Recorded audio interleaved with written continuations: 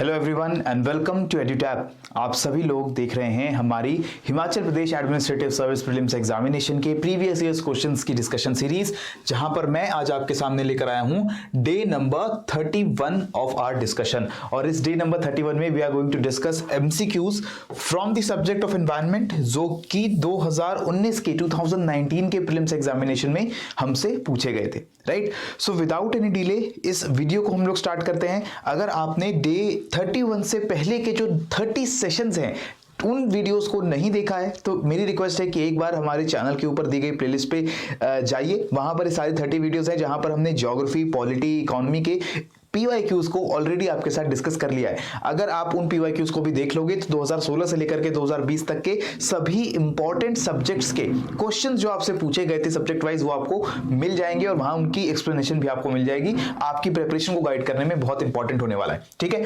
चलिए स्टार्ट करते हैं। क्वेश्चन नंबर 1, 2019 के पेपर में पहला एनवायरमेंट का क्वेश्चन पूछा गया। Mass extinction of species do not occur, mass extinction of species do not occur due to which of the following factors. Mass extinction हो रहा है, सामूहिक तरीके से विलुप्त हो रही हैं प्रजातियां एक बहुत बड़े लेवल के ऊपर, जो एनिमल और प्लांट स्पीशीज हैं, जब वो विलुप्त होने लगे, एक्सटिंक्ट होने लगे, तो उसको हम बोलते हैं मास एक्सटिंक्शन। अभी तक हमारी पूरी अर्थ की जो जियोलॉजिकल हिस्ट्री है, ऐसा माना जाता है कि 4 से 5 बार मास एक्सटिंक्शन हो चुके हैं। 4 से 5 बार ओवर बिलियंस ऑफ ईयर्स अर्थ के ऊपर लाइफ और लाइफ जो है दोबारा से शुरू हुई है, और लाइफ की बहुत सारे जो स्पीशीज हैं एनिमल्स एंड प्लांट्स की, वो किसी ना किसी कारण से उनकी एक्सटिंक्शन भी हुई है। अब ऐसा बोला जा रहा है कि मास एक्सटिंक्शन जो होता है वो अलग अलग कारणों से होता है, लेकिन विच of the following is not a cause और अ फैक्टर जिसकी वजह से मास एक्सटिंक्शन होगा। ऑप्शंस क्या दिए गए हैं? Global cooling, falling sea level, excessive rainfall and predation. कि या तो ग्लोबल कूलिंग हो जाए, पूरी दुनिया का टेम्परेचर काफी जो है कम हो जाए, तो ऑब्वियसली हमें पता है अगर पूरी दुनिया में तापमान कम होगा तो इसकी वजह से बहुत सारे एनिमल्स और बहुत सारे प्लांट स्पीशीज हो सकता है कि उनके एक्सटिंक्शन हो जाए। वो नए जो टेम्परेचर है, जो कम तापमान है, उससे वो टॉलरेट ना कर पाए, this is possible. Falling sea level, sea level जब गिरता है, समुद्र का जो लेवल है, जो वाटर लेवल है, जब वो नीचे गिरेगा तो उससे क्या होगा, बहुत सारी ऐसी स्पीशीज जो कोस्टल वाटर्स में रिसाइड कर रही हैं उनकी डेथ होने की संभावना है। बहुत सारे जो कोरल स्पीशीज हैं, बहुत सारे जो क्रस्टेशियंस हैं, बहुत सारे एम्फीबियंस हैं, उनकी डेथ होगी। जो मैंग्रोव्स आज के समय कोस्टल एरियाज में है, वो मैंग्रोव्स, उनकी डेथ होगी जब वाटर लेवल पीछे चला जाएगा, नीचे चला जाएगा। Right, so yes, falling sea level की वजह से बहुत बड़े लेवल पे स्पीशीज विलुप्त हो सकती हैं। बहुत ज्यादा रेनफॉल हो जाए, बहुत ज्यादा रेनफॉल आए, उससे फ्लड लाइक कंडीशंस हो जाएं, या ह्यूमिडिटी बहुत ज्यादा बढ़ जाए, तब भी बहुत सारे जो स्पीशीज हैं उनकी डेथ हो सकती है। ऑप्शन डी देखिए क्या दिया गया है, प्रीडेशन। प्रीडेशन का मतलब क्या है? प्रीडेशन का मतलब हम इकोलॉजी में पढ़ते हैं कि in an ecosystem different species वो फूड चेन में अपने आप या एक दूसरे के साथ इंटरैक्ट करती हैं। वो इंटरैक्ट करने के अलग अलग तरीके होते हैं। उसमें हमने देखा है कि एक म्यूचुअलिज्म होता है कि दोनों स्पीशीज को कुछ फायदा हो रहा है। ठीक है, म्यूचुअलिज्म के अलावा एक कॉमनसेलिज्म होता है, एमेंसेलिज्म होता है। ये सारी चीजें हम लोग पढ़ते हैं हमारी स्टैटिक इकोलॉजी में। ठीक है, जो बेसिक एनवायरनमेंट जब हम पढ़ते हैं, इसमें एक इंटरेक्शन होती है जिसको हम बोलते हैं प्रीडेशन। प्रीडेशन का मतलब है जब कोई एक जानवर या कोई एक स्पीशीज किसी दूसरे स्पीशीज को फूड की तरह यूज करती है। जैसे लॉयंस हैं, वो जाकर के डियर्स का शिकार करते हैं, तो actually lion is a predator, वो प्रीडेट करता है डियर्स के ऊपर अपने फूड के लिए। तो प्रीडेशन एक अपने आप में ऐसा इकोलॉजिकल रिलेशनशिप है जो कि लाइफ के सर्कल को बनाने के लिए, फूड चेन को चलाने के लिए जरूरी है। ऐसा मास एक्सटिंक्शन प्रीडेशन की वजह से नहीं होगा। ऐसा नहीं होगा कि एक स्पीशीज ने प्रीडेट कर करके दूसरी स्पीशीज को पूरी तरीके से एक्सटिंक्ट कर दिया। अगर ऐसा होता भी है तो वो मास एक्सटिंक्शन नहीं होगा। मास एक्सटिंक्शन में जरूरी क्या है कि मोर देन वन स्पीशीज, यानी सिर्फ 1, 2, 3 स्पीशीज नहीं, सैकड़ों की संख्या में, हजारों की संख्या में जो अलग अलग प्रजातियां हैं जानवरों की, वो विलुप्त होती हैं। अब अलग अलग प्रजातियां अक्रॉस द वर्ल्ड, सिर्फ प्रीडेशन की वजह से तो उनकी डेथ होगी नहीं। अगर कोई एक जानवर, कोई टाइगर है, कोई लॉयन की स्पीशीज है, बहुत स्ट्रॉन्ग प्रीडेटर बन गए, तो हो सकता है 1 या 2 स्पीशीज का बहुत ज्यादा शिकार कर दें। लेकिन पूरी दुनिया में चाहे ओशंस के अंदर स्पीशीज रह रही हैं, लैंड के ऊपर स्पीशीज रह रही है, माउंटेन्स में स्पीशीज रह रही है, उनकी ऊपर अगर कोई गलत प्रभाव पड़ता है तो उसको वो फैक्टर है, तो वो कोई बहुत इंपॉर्टेंट फैक्टर होना चाहिए। ऐसा फैक्टर होना चाहिए चाहिए जो पूरी दुनिया में बहुत ज्यादा स्ट्रांगली एप्लीकेबल हो, जैसे कि पूरी दुनिया का टेम्परेचर कम हो जाए, पूरी दुनिया में जो ओशंस के लेवल हैं वो कम हो जाए, या बारिश बहुत ज्यादा पूरी दुनिया में होने लगे। तो ये वाली चीजें जो है वो मास एक्सटिंक्शन को इन्फ्लुएंस कर सकती हैं। प्रिडेशन हमारा यहां पर आंसर होगा, which is not at all responsible for mass extinction. I hope आपको ये बात क्लियर हुई है। ठीक है, नेक्स्ट क्वेश्चन देखते हैं। अगर ये भी डाउट क्लियर नहीं हुआ है तो कमेंट सेक्शन में मुझे एक बार बता देना कि सर मुझे प्रिडेशन वाला पॉइंट क्लियर नहीं हुआ। ये जितनी भी रिलेशनशिप्स होती हैं, चाहे वो म्यूचुअली बेनिफिशियल हो या फिर वो किसी एक स्पीशीज को हार्म करने वाली इंटरेक्शंस हो, इन इंटरेक्शंस के ऊपर मैं एक छोटी सी वीडियो बना के आप लोगों के लिए डाल दूंगा, जहां पर हम देखेंगे कि किस तरीके से इकोसिस्टम के अंदर various species of living organisms they interact with one another. Clear. Next question देखते हैं, question number 2, where is the headquarter of global tiger forum? Global tiger forum important organisation है, इंडिया भी इसका मेंबर है। It is one of the only organisations in the world जो कि tigers को, एक स्पीशीज को स्पेसिफिकली कंजर्व करने के लिए फोकस्ड है, राइट। तो हेडक्वार्टर कहां लोकेटेड है? ऑप्शंस है काठमांडू नेपाल की कैपिटल, न्यू दिल्ली हमारी capital, Dhaka of Bangladesh and Beijing of China. Correct answer है new Delhi of India. New Delhi important, new Delhi में हेडक्वार्टर है हमारा ग्लोबल टाइगर फोरम का, और इसलिए भी ऑर्गेनाइजेशन इंपॉर्टेंट हो जाता है बिकॉज इसका सेक्रेटेरिएट या हेडक्वार्टर जो है वो इंडिया के अंदर लोकेटेड है, राइट। सो ग्लोबल टाइगर फोरम की जब हम बात करते हैं, ओनली इंटर गवर्नमेंटल बॉडी है जो पूरी दुनिया में टाइगर्स को प्रोटेक्ट करने के लिए काम कर रही है। 13 टोटल ऐसी कंट्रीज हैं जहां पर टाइगर नेटिवली पाए जाते हैं। ये जो 13 देश हैं इनको हम टाइगर रेंज कंट्रीज कहते हैं। 13 के 13 देश एशिया में हैं। रशिया का भी जो एशिया वाला हिस्सा है वहां पर टाइगर्स पाए जाते हैं, यूरोप वाले हिस्से में टाइगर्स नहीं पाए जाते। क्लियर। सो टाइगर रेंज कंट्रीज हमें जो है सारी पता होनी चाहिए। रशिया है, साइबेरियन टाइगर्स की बहुत अच्छी पॉपुलेशन है, लार्जेस्ट स्पीशीज ऑफ टाइगर होता है on the eastern side of Russia, अच्छी खासी पॉपुलेशन मिलती है। फिर हमारा चाइना, इंडिया, इंडियन सब कॉन्टिनेंट में पाकिस्तान भी एक टाइम पे इस टाइगर रेंज कंट्रीज का पार्ट हुआ करता था, लेकिन पाकिस्तान में टाइगर की सारी पॉपुलेशन जो है वो एक्सटिंक्ट हो चुकी है। क्लियर।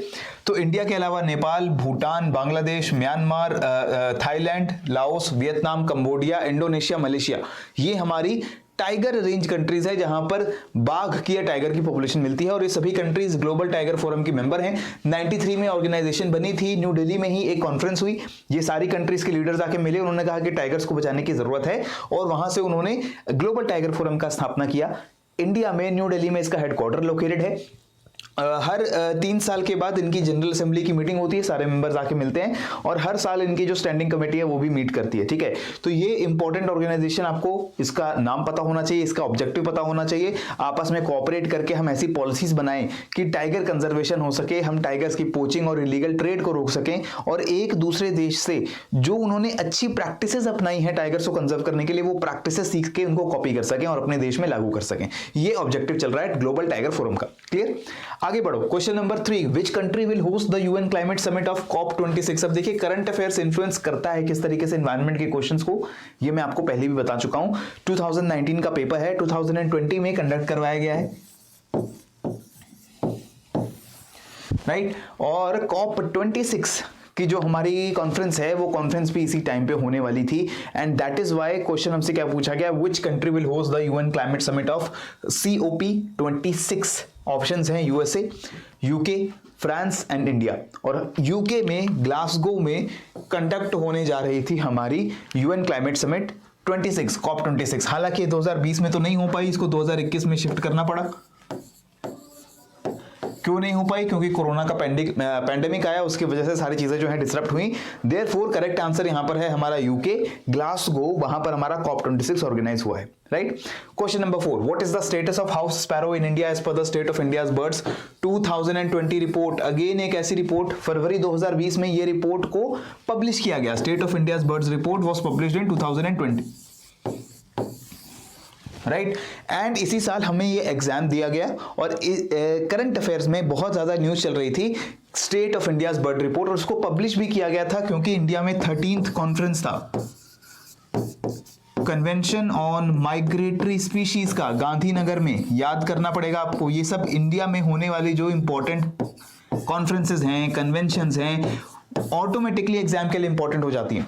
ठीक है, तो कन्वेंशन ऑन माइग्रेटरी स्पीशीज दुनिया की बहुत इंपॉर्टेंट कन्वेंशन जो कि बायोलॉजिकल डाइवर्सिटी को प्रोटेक्ट करने के लिए लगी हुई हैं, उसमें से एक है। इंडिया एक बहुत इंपॉर्टेंट मेंबर है और 2020 में इंडिया ने होस्ट किया इस कॉन्फ्रेंस को। गांधीनगर गुजरात में कॉन्फ्रेंस हुई और वहां पे ये रिपोर्ट भी रिलीज की गई। इंडिया की बहुत सारे ऑर्गेनाइजेशंस ने मिलकर के state of India's bird report of 2020 Bharat में नेचुरली मिलने वाली और भारत में माइग्रेट करके आने वाली जो इंपॉर्टेंट बर्ड स्पीशीज हैं उनके नंबर्स का क्या हाल चल रहा है, वो चीजें इस रिपोर्ट में बताई गई। क्वेश्चन स्पेसिफिकली हमसे पूछ रहा है what is the status of house sparrow.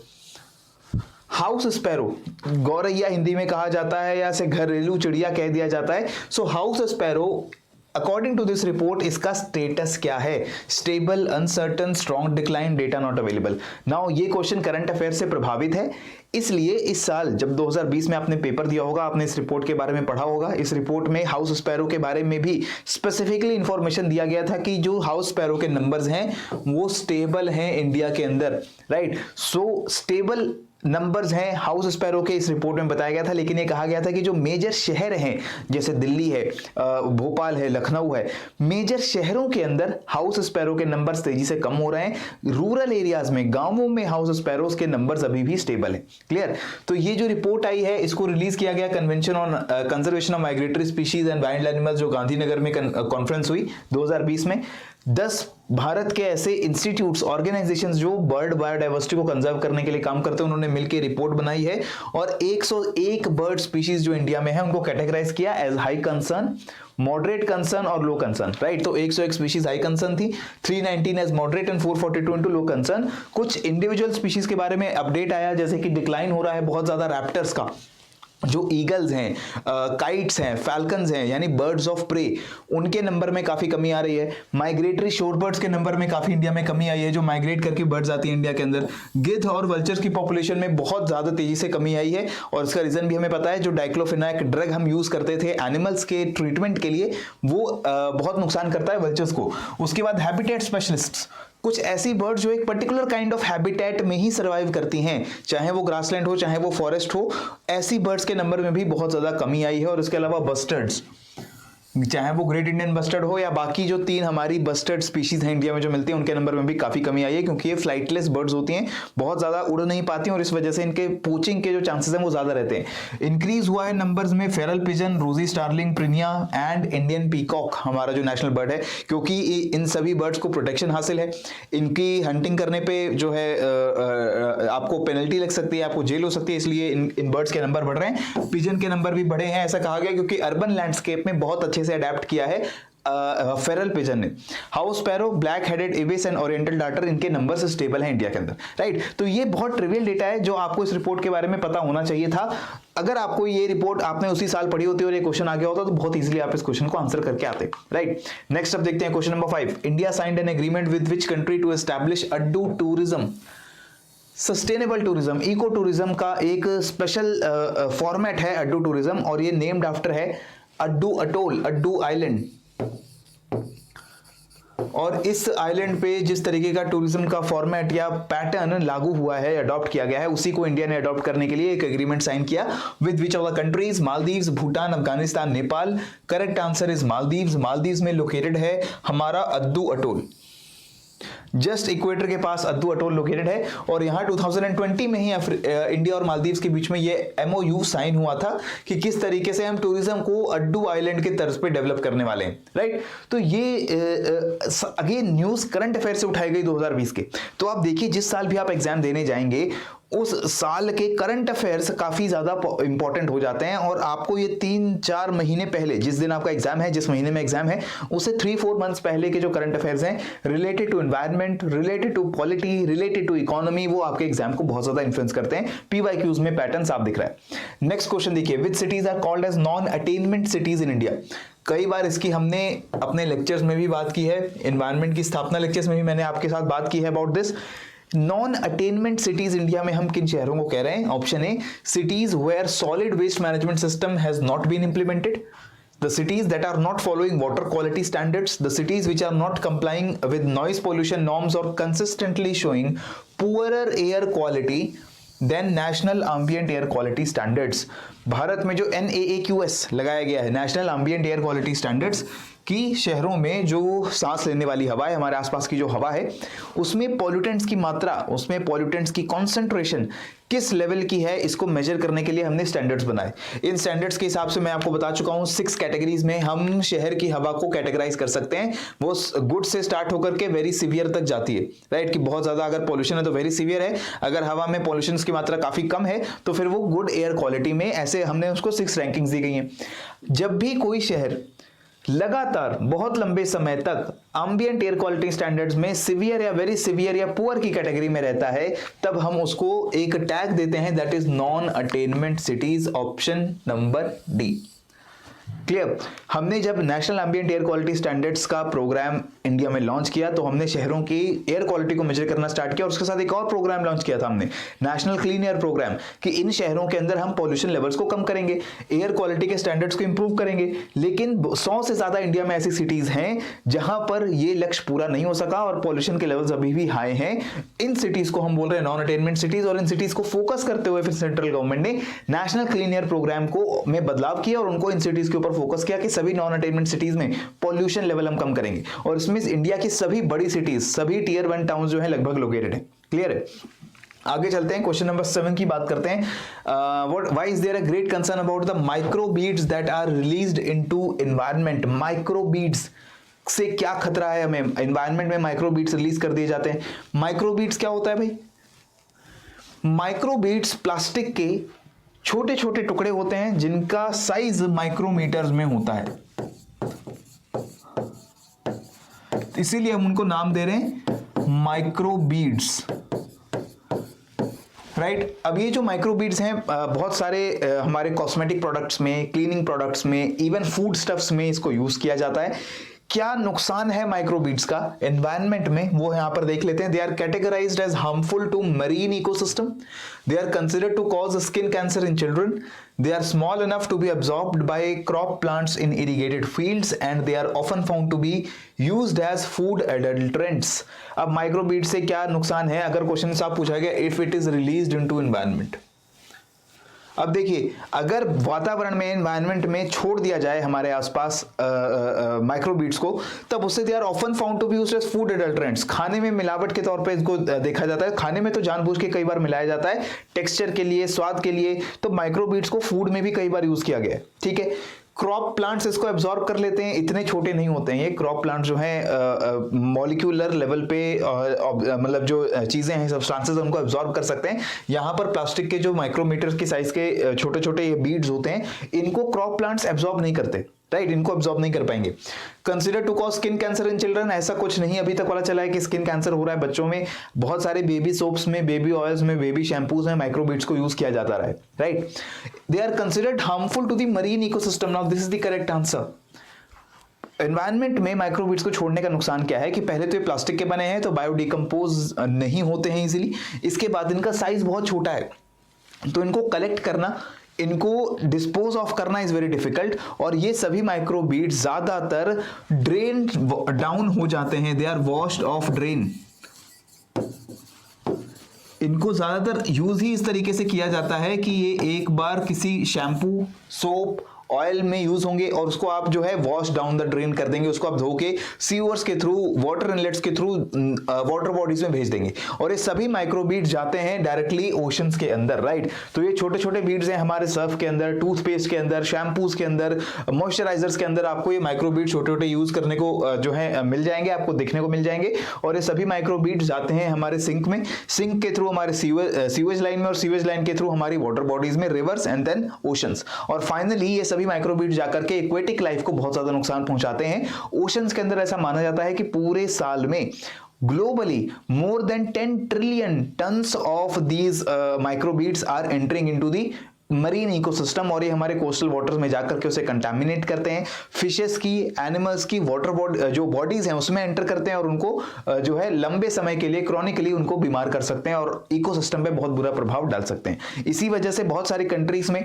Regulations बन चुके हैं माइक्रोबीड्स को धीरे धीरे इनका यूज कम किया जाए और उनको बैन किया जाए। इंडिया में भी जो ये माइक्रोबीड्स इनकी डिमांड चल रही है कि माइक्रोबीड्स को किसी भी तरीके के एफएमसीजी प्रोडक्ट्स में यूज ना किया जाए, गवर्नमेंट इनकी मैन्युफैक्चरिंग को और डिस्पोजल को रेगुलेट करे। क्लियर? सो ये क्वेश्चंस थे जो हमसे पूछे गए थे 2019 के एचपीएस प्रीलिम्स एग्जाम में। दोस्तों आई होप आपको ये वीडियो पसंद आई होगी। जो भी क्वेश्चंस हमने आपके लिए डिस्कस किए वो सारे क्वेश्चंस आपको इजीली क्लियर हुए होंगे, कॉन्सेप्ट आपको समझ आया होगा। और इसी के साथ अगर आपको ये चैनल और इस पे आने वाली वीडियोस पसंद आती हैं तो इसको जरूर सब्सक्राइब करिए, मेरी वीडियो को जरूर लाइक करिए, और साथ ही टेलीग्राम चैनल को अगर आप ज्वाइन करते हैं तो इन वीडियोस की पीडीएफ आपको फ्री ऑफ कॉस्ट डाउनलोड करने के लिए चैनल के ऊपर अवेलेबल रहती है। Right? So keep on learning, keep on growing. Next day में हाजिर होऊंगा आपके साथ डे 32 लेकर, जहां पर हम 2020 के एनवायरमेंट के पीवाईक्यूज आपके साथ डिस्कस करेंगे। तब तक के लिए जय हिंद एंड जय भारत।